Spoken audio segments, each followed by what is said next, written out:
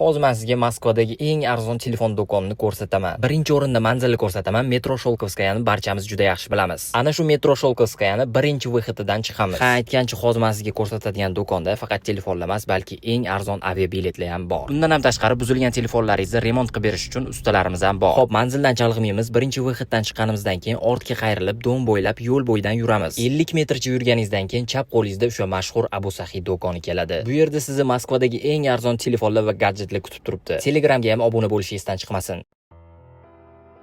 Assalomu alaykum qadrdon muxlis. Siz bilan siz bilgan va kutgan kanal Turfa olam. Associated Press agentligining axborotiga ko'ra, Trump o'zini 7-fevral kungi bayonotida Rossiya va Ukrainaga tinchlik bitimi imzolash uchun bergan muddatiga urg'u berib, agar tomonlar 120 kun ichida barcha frontlarni yopmasa, ularni urushni to'xtatishga boshqa yo'l bilan majbur qilishini bildirgan. Donald Trampning aytishicha, u Putin bilan Zelenskiyga urushga nuqta qo'yish va o'zaro tinchlik bitimi imzolash uchun umumiy 4 oy muhlat bergan va bu muddat tomonlar nafaqat shartnoma imzolashi, balki o'q otishni butunlay to'xtatib, frontlarni yopish kerak. Bordi-yu Tramp tomonidan berilgan muddatda Ukrainadagi urush tugatilmasa, unda Amerika Qo'shma Shtatlari Rossiyani ham Ukrainani ham urushni to'xtatishga boshqa yo'l orqali, aniqrog'i iqtisodiy bosim orqali majbur qiladi. Associated Press aniqlik kiritishicha, bu Trampni Putin bilan Zelenskiyga urushni to'xtatish uchun bergan 3-muddati hisoblanadi va har safar Oq uy notasi muddat o'z yakuniga yetgandan keyin tinchlik uchun yangi muhlat e'lon qiladi.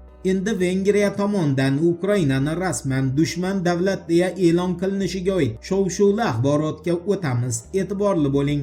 Vengriyani M1 telekanali orqali chiqishida bosh vazir Viktor Orbanni ma'lum qilishicha, Ukraina Yevropa ittifoqidan Rossiyani arzon neft va gazidan voz kechishni talab qilmoqda. Keyin esa Kiyev bu talabni Budapeshtga ham Bryussel orqali yo'lladi. Viktor Orbanga ko'ra, Rossiyani arzon energiyasidan voz kechish Vengriya uchun juda qimmatga tushadi. Aniqrog'i, mamlakat iqtisodiyotiga bu o'ta og'ir zarba sifatida qabul qilinadi. Ukraina bo'lsa, buni bilsa-da, Rossiya neftini sotib olmaslikni talab qilmoqda va Ukraina shu talabi uchun bundan keyin Vengriyaga dushman davlat sanaladi. Orbanning gaplarini esa Kiyevga ham Bryusselga ham yetib borgani aniq.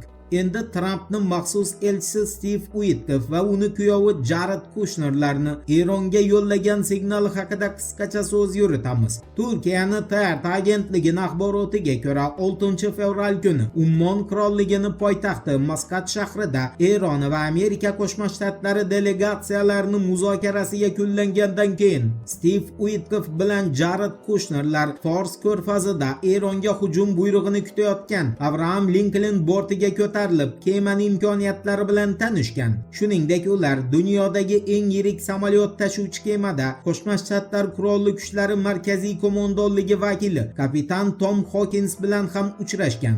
TRT agentligining bildirishicha, Steve Witkoff va Jared Kushnerlarni Eron bilan muzokaradan keyin Abraham Lincoln bortiga chiqishi bu Tehronga yo'llangan signal sanaladi va Qo'shma Shtatlar bu bilan hujumga tayyor ekanini ko'rsatmoqchi. Eslatib o'tamiz, Isroilning Yediot Ahronot agentligining xabariga ko'ra, Donald Trump 11-fevral kuni Benyamin Netanyahuni Vashingtonda qabul qilishga rozilik bildirgan va Netanyahu ushbu uchrashuvda Trumpni Eronga hujumlarini taqiqlash buyrug'ini bekor qilinishiga erishmoqchi. Unutganlar uchun eslatma, sal oldinroq Donald Trump Netanyahuni Eronga Amerika Qo'shma Shtatlarisiz hujum boshlash uchun yo'llagan murojaatnomasini rad qilib, muzokaralar paytida Tehronga zarba berishni taqiqlagan edi va Netanyahuni 11-fevral kuni Vashingtonga tashrifi ushbu taqiqni bekor qilinishi bilan yakun topishi ham mumkin. Aytgancha, Anadolu agentligining xabar berishicha, Somali tashqi ishlar vaziri Abdusalom Abdali 7-fevral kuni Somalini Isroilning G'azo sektori bo'yicha rejasiga qarshi ekanini bildirgan.